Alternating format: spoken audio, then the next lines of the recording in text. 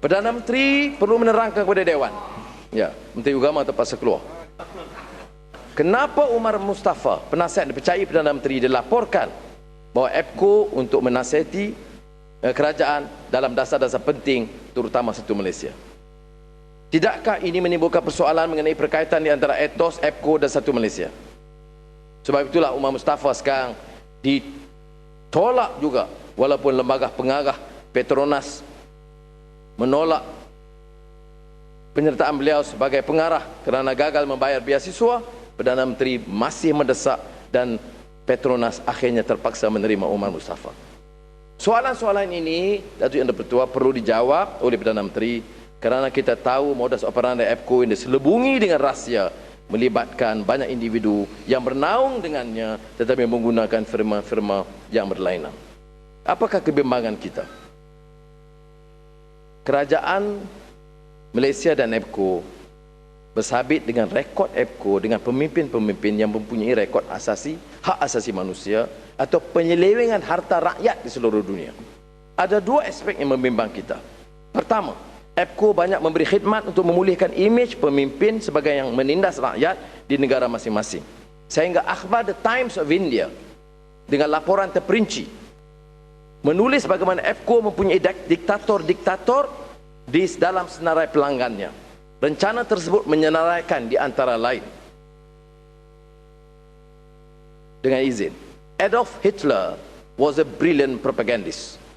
Narendra Modi too believes in the power of image, which is probably why the Chief Minister hired a US lobbying firm which has service clients like former Nigerian dictator Sani Abacha and President for life of Kazakhstan Nur Sultan Abishuli Nazarbayev. This Washington-based firm, EPCO Worldwide, was hired by Modi sometime in August this year in the run-up to an important assembly election to improve his image before the world community. Among its recent clients are Mikhail Khodorkovsky, a former communist youth leader turned Russian billionaire with mafia links. Keduanya, mereka terlibat dengan EPCO, mempunyai kaitan yang sangat rapat dengan Israel serta ahli politik Amerika Syarikat yang mempunyai pandangan yang serong terhadap umat Islam. Soalan saya kepada Perdana Menteri, jika ini reputasi dan rekod EPCO ini diketahui umum, apakah mesej yang ingin disampaikan kepada rakyat melalui pelantikan EPCO sebagai perunding kerajaan?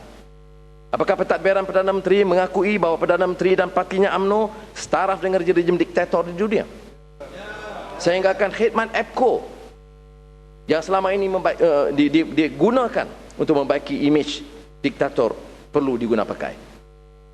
Saya ingin kupas kedua-dua aspek ini dan memberikan bukti bahawa berdasarkan rekod EPCO selama ini, sewajarnya kerajaan tidak melantik mereka, kecuali lah kepakaran yang diperlukan kerajaan adalah kepakaran menggunakan wang untuk membeli pengaruh di Washington.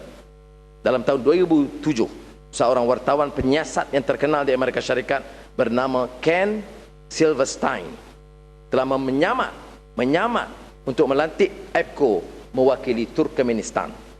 Beliau telah melaporkan hasil siasatannya mengenai peranan dan pendekatan EPCO membantu membersihkan imej diktator dunia di dalam sebuah rencana yang disiarkan di dalam majalah Harper's Julai 2007.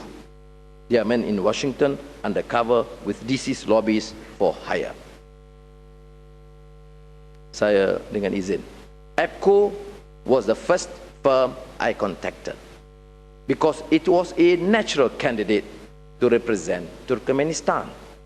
It has experience working not just on behalf of authoritarian regimes in general, the dictatorship of General Sani Abacha in Nigeria, for example, which employed the firm in 1995, the same year it hanged 9 democracy activists. Pendedahan Ken Silverstein menunjukkan peranan dimainkan oleh EPCO membantu pemimpin yang begitu buruk rekodnya. Nama-nama yang disebut di dalam pendedahan tersebut termasuklah Barry Skumacher yang pernah terlibat dalam tugasan lantikan kerajaan Israel. Sekali lagi, Barry Skumacher, tugasan lantikan kerajaan Israel pada tahun 1992. Jennifer Miller Wise Dick, jurucakap CIA, dan jurucakap Naib Presiden Dick Cheney yang rekodnya dalam perang Afghanistan dan Iraq. Kita semua sedia maklum. Sekiranya ahli yang berhormat meneliti laporan tersebut, lebih membimbangkanlah pendekatan yang diambil oleh EPCO dalam menjalankan assignment itu. Kepada kerajaan yang melantiknya, mereka dijanjikan pertemuan dengan pemimpin Kongres, dialog, seminar, pelbagai institusi untuk memberi imej yang amat berlainan dengan kenyataan yang berlaku di negara masing-masing. Kepada pemimpin Kongres dan kerajaan Amerika, mereka akan menjajah pertemuan sebagai peluang untuk mempengaruhi kepimpinan kerajaan yang melantik mereka sebagai perunding. Sebab itu saya akan terangkan selepas ini risiko yang telah ditanggung oleh negara apabila Perdana Menteri dicucuk hidungnya oleh Umar Mustafa dan juak-juak dari etos untuk melantik EPCO. Senarai pemimpin-pemimpin yang menggunakan khidmat EPCO untuk membaik pulih imej diktator adalah panjang dan mengejutkan. Selain Turkmenistan, Kazakhstan, Azerbaijan, salah seorang klien EPCO yang terkenal adalah bekas diktator Nigeria, General Sani Abacha. Mengikut laporan BBC, General Sani Abacha merupakan pemimpin berkedudukan nombor 4 paling korup di dunia. Semasa pemerintahannya, berbilion-bilion dolar dilesapkan. Wang yang dilesapkan oleh orang kanannya sahaja berjumlah 2,5 bilion dolar Amerika.